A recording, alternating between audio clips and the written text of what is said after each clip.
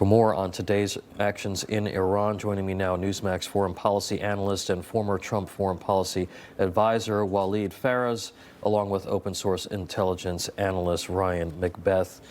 Dr. Faraz, you and I have talked about this for a long time, and I see that grin on your face because this is also very personal for you, as you have followed this terror regime for decades.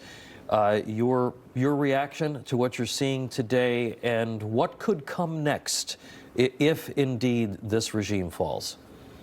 Well, thank you for mentioning my testimony for the public. Let me say that the first encounter with that threat was in Beirut, 1983, when I witnessed the explosion of the Marine barracks and the French Marines as well. So we're talking about many decades. My first book on the issue was in '87, even before I immigrated here. So this is something very close to my memories and also to, to the analysis of what it is. We had two choices. The president actually had an option. First option is to continue to negotiate with that regime despite everything they've done to their people, to the region, to our forces, and also some attempts here in the United States. That was option one.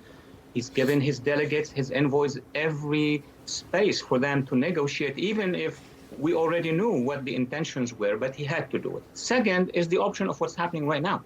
And to make it very summarized, the U.S. and Israel are targeting the two bases for the regime. One is the IRGC. That's what we see now. They are targeting dozens and dozens. I don't know the exact number because I don't want anybody to challenge me on that, but about 70 or more. We are targeting them. And then I think we'll be moving to target the Basij.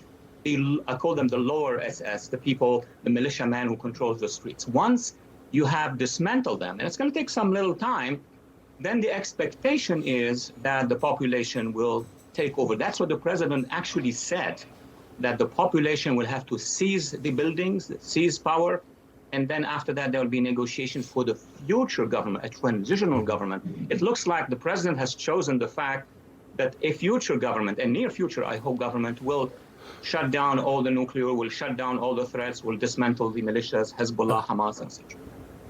Yeah, Ryan, day one of this is, coming to an end over in the Middle East, and we do believe that this is going to be a multi-day operation. What does day two look like for you and the intelligence that you're collecting? Well, day two most likely looks like continuing to hit IRGC targets and continuing to hit these missile launchers. Iran has perhaps about 1,500 to 2,000 missiles remaining in its inventory. However, they only have about 100 transport erector launchers. These are the things that actually launch these missiles. So Iran can only fire in tranches of at least 100. And don't forget that not every missile can fit on every launcher. Then every time they fire, they have to move. So now it's kind of similar to the scud hunting we did during Operation Desert Storm. We're trying to find these missile launchers, take these missile launchers out, attrit their capability, while simultaneously taking out the IRGC. Walid, as well, I do believe that you are Lebanese. That's right, correct? Born in Lebanon, yes. Born in Lebanon. Now, Lebanon is home to the biggest Iranian proxy in the region, Hezbollah, who have been relatively silent in the lead up to this and have only now, multiple hours after this attack began, have only now just come out vowing or, calling on the Middle East to defend Iran in this. But that doesn't seem to be the case. That doesn't look like that is going to happen there on the ground. What does the future look like now, in the wake of this, for Lebanon, who have been suffering with having Hezbollah there on the ground in their country for many, many years, and the way that this may shape the Middle East? Absolutely. Actually, let me reframe a little bit. That would help us. Hezbollah has been silent in English. They have not issued international press releases to Reuters, to all the, the club of international media, but they have not been silent in Arabic or in Lebanese, the dialect as well. They have been telling their people, they have been on social media, they have been even issuing some press releases inside Lebanon to the government of Lebanon, telling them, do not try to obstruct us. Stay away from this fight. We are following the Islamic regime, and we will be with them fighting. When? We don't know. It's up to them to decide.